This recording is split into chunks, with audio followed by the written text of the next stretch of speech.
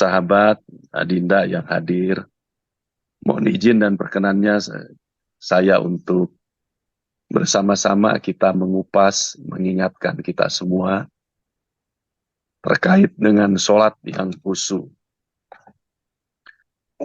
Pertama-tama mungkin kita perlu bersama-sama memahami, mengingat kembali apa itu sholat. Apa itu sholat khusyuk?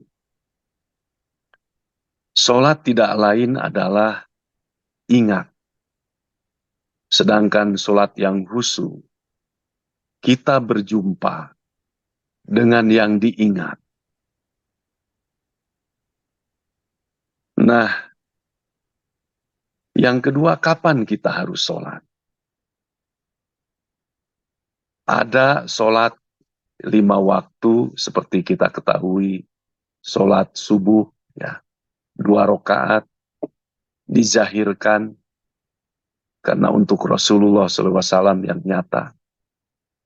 Pada saat berjumpanya siang dan malam, 2 entitas siang dan malam tadi yang disebutkan oleh Pak Ustadz Hasanuddin sebagai sebuah kebesaran dari Allah Subhanahu wa Ta'ala, Sang Maha Pencipta. Lalu kita mengenal sholat duhur dan asar, masing-masing 4 rakaat, berjumlah 8 rakaat, yang merupakan sebuah sign atau tanda dibukakannya 8 pintu surga. Jadi pada saat 8 pintu surga dibukakan. Oleh karena itu, banyak ulama yang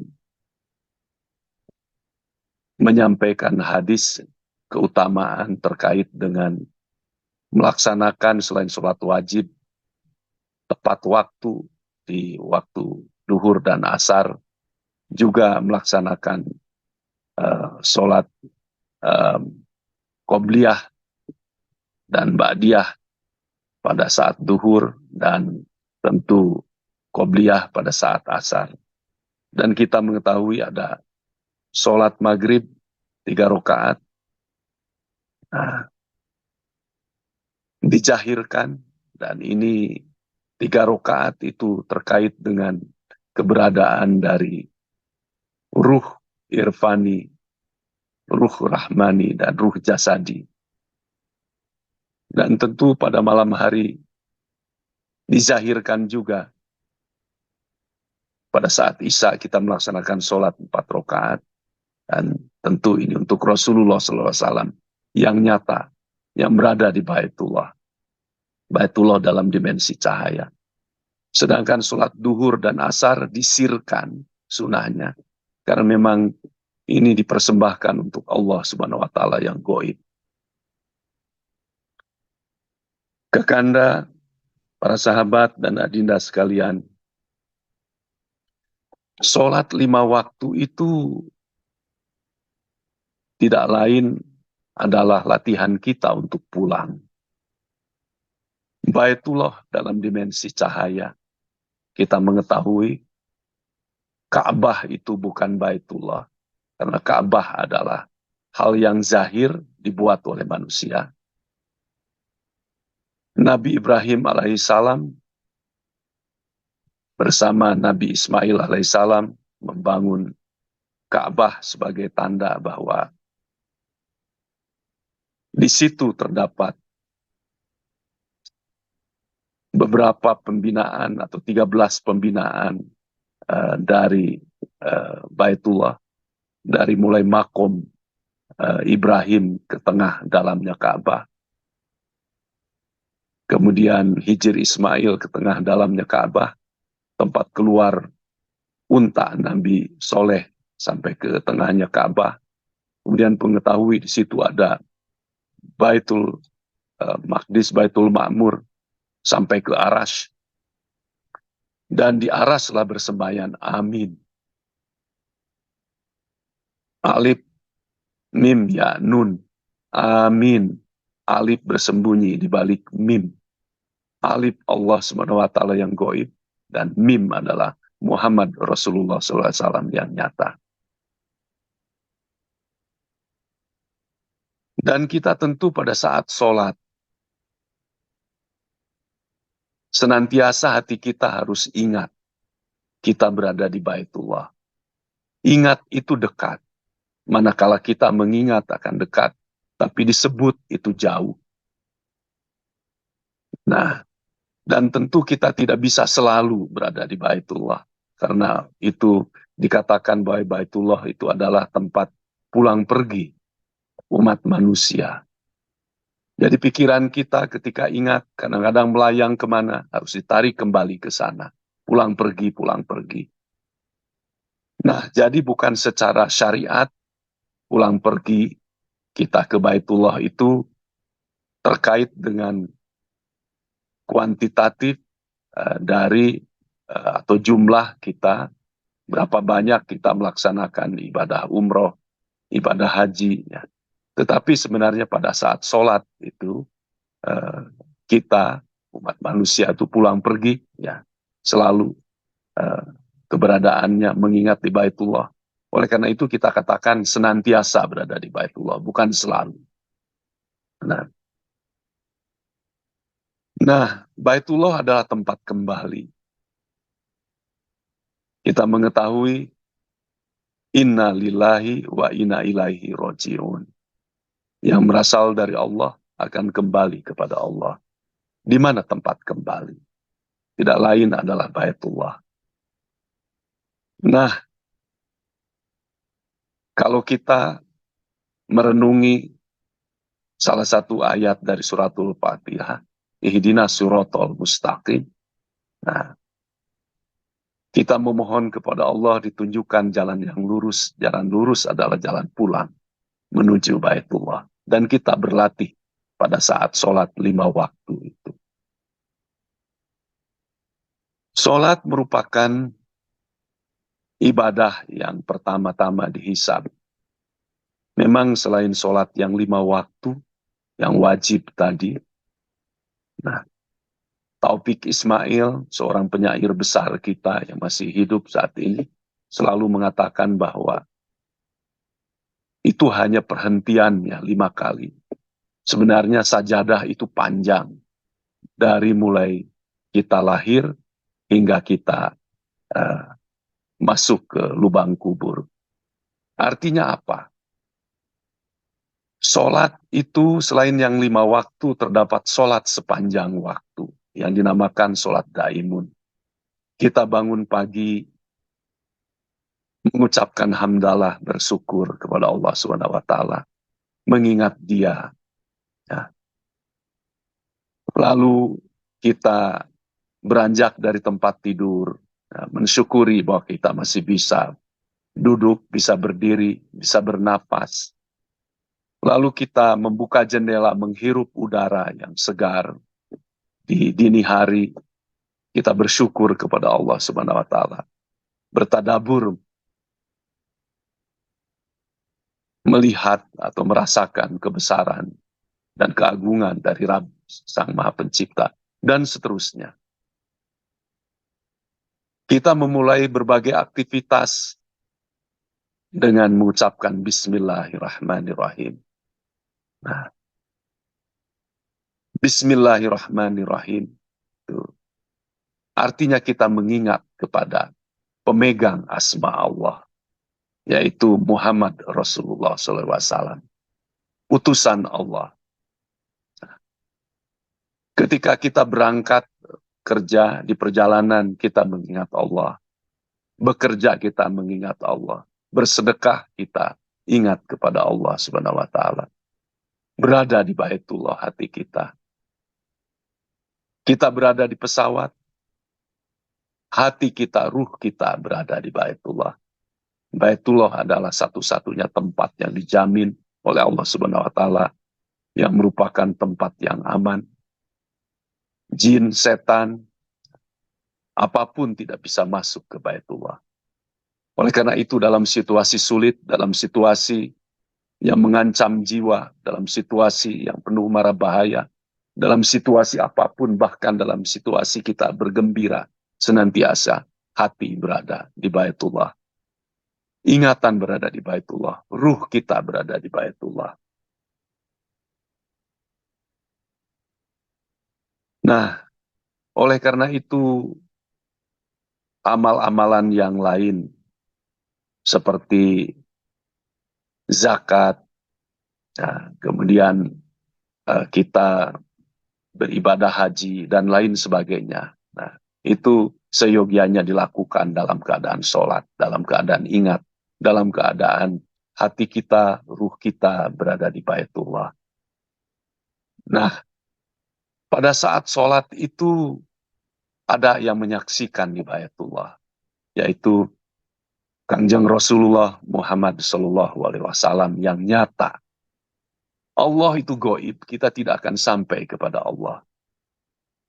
Nah, kita mengetahui sifat-sifat Muhammad ya, bagi Allah. Ya. Nah, tapi Allah itu melingkupi semua. Allah itu goib. Dan tentu ruh kita itu mukmin. Ruh kita kitab. Percaya kepada yang goib ini. Alladzina yu'minuna bil goib. Ya. Nah, dan tentu kita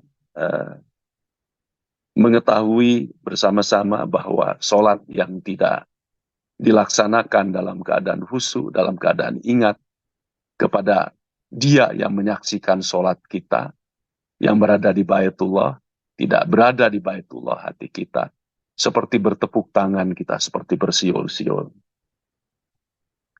Yang ketiga, di mana sholat dilakukan? Setelah kita tadi membahas kapan, sholat sekali lagi dilakukan seyogianya di Baitullah. Baitullah sekali lagi dalam dimensi cahaya. Dilakukan sholat itu dengan tumaninah, mulai dengan berwudu. Sebelum wudu kita sudah masuk di sana. Pada saat wudu, kita harus menyadari, harus ingat bahwa yang dibersihkan itu syariatnya memang fisik. Ya. Kita membersihkan mulut, hidung, kemudian muka, tangan, telinga, rambut, kaki. Namun pada hakikatnya yang dibersihkan itu adalah ruh. Ruh diurus oleh yang mengurusnya. Ruh diurus oleh entitas yang menyaksikan sholat kita di Baitullah, yaitu Rasulullah SAW. Coba perhatikan kakanda, para sahabat, adinda sekalian. Dari mulai azan, Allahu Akbar, asyhadu an la ilaha illallah, wa asyhadu anna Muhammadar Rasulullah. Kemudian panggilan untuk sholat, panggilan untuk menuju kemenangan. Nah, semua di situ Allah dengan Muhammad itu tidak terpisahkan. Oleh karena itu dikatakan di dalam Al-Quranul Karim itu, jikalau engkau disebut, maka tersebut. Jikalau aku disebut, maka tersebut engkau. Jadi kita memang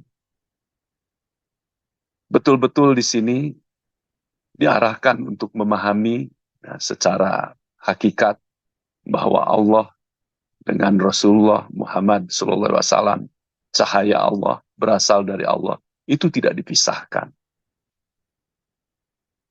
Nabi Muhammad, Nabi besar Muhammad SAW, di dalam dadanya adalah Ahmad. Beda dengan yang ada di dada para Nabi dan Rasul sebelumnya. Dari mulai Adam alaihissalam, Ibrahim alaihissalam, Isa alaihissalam, semua alaihissalam, Muhammad SAW. Ruh mereka, para Nabi dan Rasul itu, maksum dipelihara. Sama dengan ruh kita, namun kita ruhnya tidak dipelihara, tidak maksum, tidak seperti Nabi dan Rasul. Tapi yang ada di dada Nabi Muhammad SAW adalah nur ala nur. cahaya atas cahaya. Dia adalah Ahmad. Nabi penutup zaman diturunkan, tidak ada lagi risalah dibawa, Islam disempurnakan. Pada awal Islam diperkenalkan oleh Nabi Adam alaihissalam, dibawa kemudian Nabi Idris alaihissalam, dan seterusnya sampai Nabi Isa alaihissalam, semua membawa risalah Islam. Namun belum sempurna. Disempurnakan oleh Nabi Muhammad SAW, nur ala nur oleh Allah Subhanahu wa taala diturunkan langsung. Oleh karena itu ketika Nabi Muhammad SAW itu masuk ke dalam, diturunkan ke rahim dari Ibunda Siti Aminah, lahir dengan fenomena alam yang demikian luar biasa, cahaya di mana-mana. Dan sebenarnya para pengikut Nabi Musa, pengikut Nabi Isa alaihissalam, Nabi Musa alaihissalam, mengetahui fenomena itu. Bahwa Allah Subhanahu wa taala telah menurunkan Nabi, Rasul ya, di Jazirah Arab. Bahkan ada riwayat yang mengatakan orang-orang Yahudi itu bermaksud untuk mencuri bayi itu. Karena mereka iri.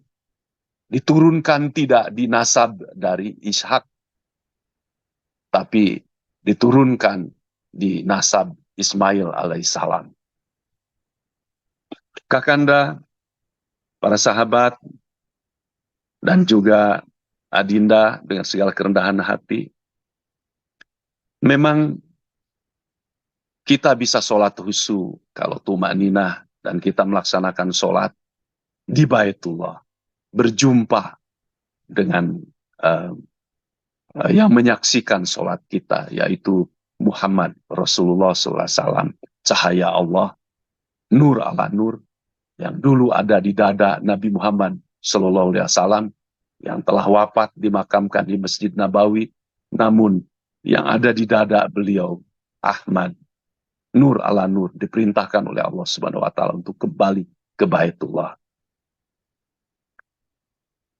Jika kita berbuat dosa, banyak kesalahan, bertaubatlah kepada Allah, tapi datanglah kepada Muhammad Rasulullah SAW. Di mana? Di Baitullah.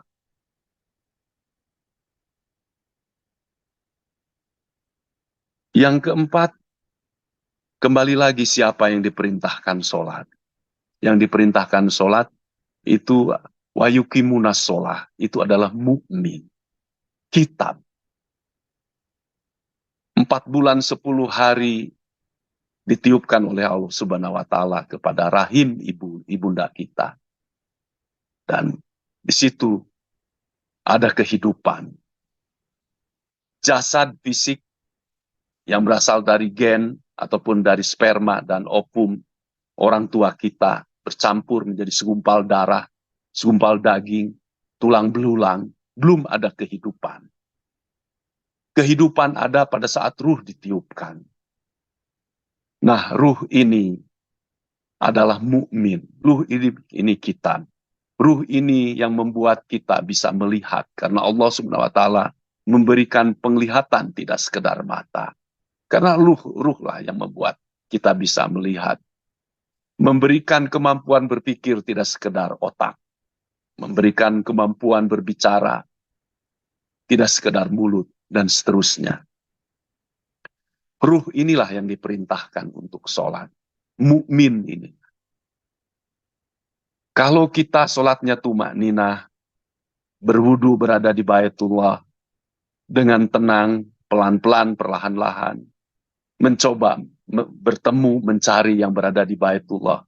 Mukmin ini tersambung. Sholat kita akan khusyuk. Bukan sholat seperti bersiul-siul, bertepuk tangan. Hanya menjalankan perintah syariat. Ya. Tapi kita tidak tahu hakikat dari sholat. Nah, yang kelima, mengapa kita harus sholat? Nah, Kakanda, para sahabat, adinda sekalian.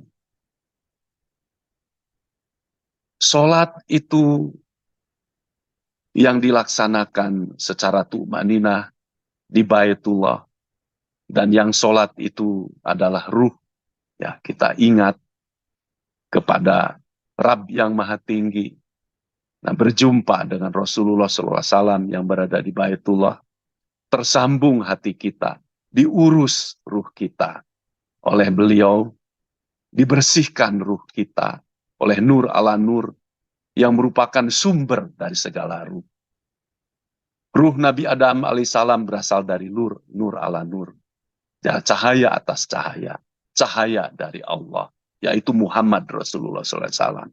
Demikian juga ruh Nabi Ibrahim, Nabi Adam, ruh kita, ruh orang-orang di daratan China, ruh orang-orang di daratan di benua Afrika, di benua Eropa. Semua ruh itu berasal dari cahaya atas cahaya, nur ala nur itu. Nah, sholat kita ketika berjumpa dengan sumbernya diurus oleh sumbernya, supaya cahaya ini terang. Cahaya ini mampu mengalahkan kegelapan di dada kita, kekafiran yang ada di dada kita. Kafir itu tidak lain adalah ingkar. Kekafiran itu sebangsa bisikan jin, setan, manusia. Nah, dengan ruh kita yang terang cahayanya, kuat cahayanya, senantiasa terpelihara, mudah-mudahan kita terhindar dari perbuatan keji dan mungkar. Dan tentu mendapatkan keselamatan, kebaikan di dunia dan akhirat. Seperti dalam doa kita, Rabbana atina fid dunya hasanah wa fil akhirati hasanah wa qina adzabannar. Dan tentu pada saat kita menghadapi kematian, husnul khotimah, inna lillah yang berasal dari Allah, wa inna ilaihi rajiun, kembali kepada Rabb yang Maha Tinggi. Dan tentu kita mengetahui kullu nafsin za'iqatul maut adalah segala yang hidup, bukan semua yang bernyawa, tapi segala yang hidup, tidak lain adalah ruh. Itu akan merasakan mati, berpisah dengan jasad yang pada dasarnya mati. Kemana ruh itu akan kembali? Kalau ruhnya terpelihara, cahaya itu terang, kita terhindar dari perbuatan keji dan mungkar. Mudah-mudahan kita semua berdoa, kita bisa kembali kepada Allah Subhanahu wa Ta'ala, kepada Rabb yang Maha Tinggi, kepada sumbernya yang berada di Baitullah.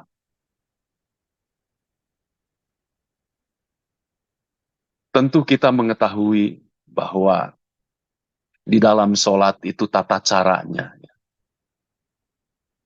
Seperti tadi dikatakan, kita mulai dengan mendengar, menyimak adzan, menjawabnya dengan asyhadu alla ilaha illallah wa asyhadu anna muhammadar rasulullah. Hayya 'alas shalah. Tidak kita mengatakan ada ana sholat gitu. Saya sholat di sini, tidak. Tetapi mengatakan wala haula wala quwata illa billahil aliyyil azim.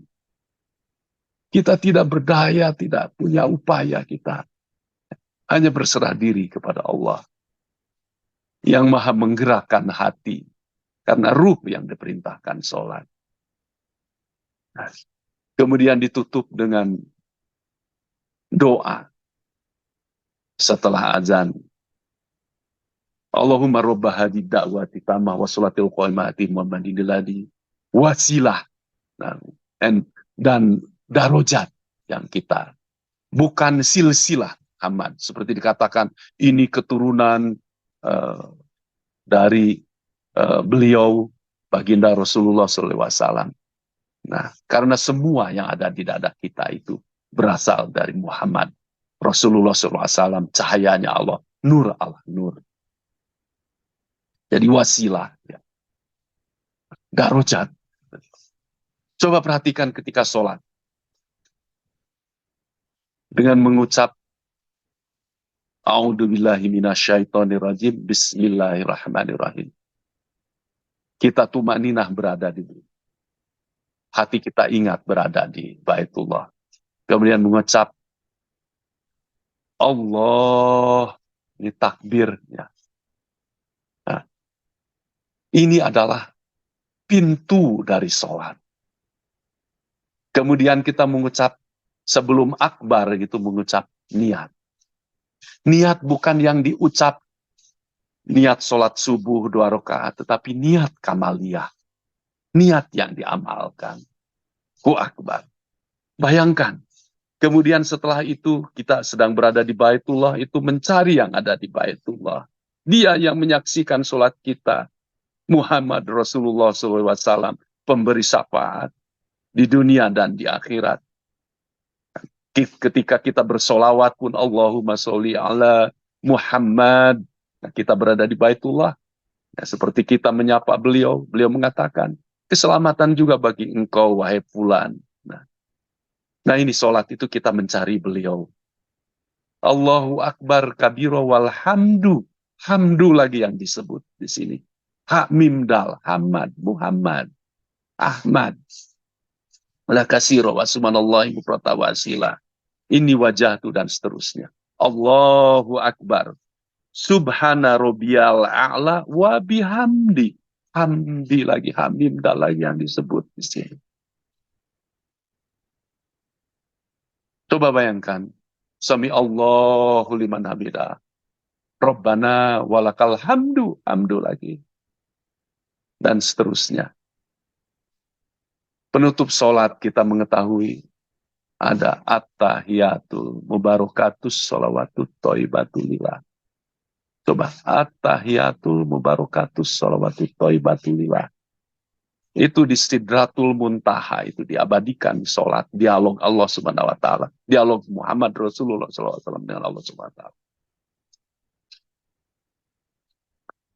Lalu Allah Subhanahu wa taala menjawab, Assalamualaikum ayuhan nabi. Kemudian Rasulullah menjawab kembali, Assalamualaikum warahmatullahi wabarakatuh. Para malaikat di seluruh jagat raya, di alam semesta, semua bersolawat, semua membacakan syahadat. Asyhadu an la ilaha illallah wa asyhadu anna Muhammadar Rasulullah.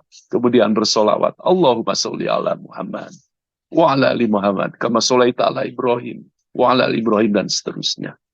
Jadi betapa sholat ini inti, betapa dahsyat. Dan betapa kita diberi ruang juga untuk ingat itu. Tidak saat yang tertentu saja 5 waktu, tapi sepanjang waktu. Demikian barangkali Kakanda, para sahabat, adinda sekalian, mohon maaf yang sebesar-besarnya. Saya sendiri, Al-Fakir, belum bisa memanfaatkan pemahaman yang sedikit ini, mengamalkannya. Janganlah nanti di akhirat Al-Fakir dituntut karena tidak mampu untuk mengamalkan hal ini. Ini hanya lebih berbagi untuk sama-sama saling mengingatkan. Wallahul muwaffiq ila aqwamit thoriq. Wassalamualaikum warahmatullahi taala wabarakatuh.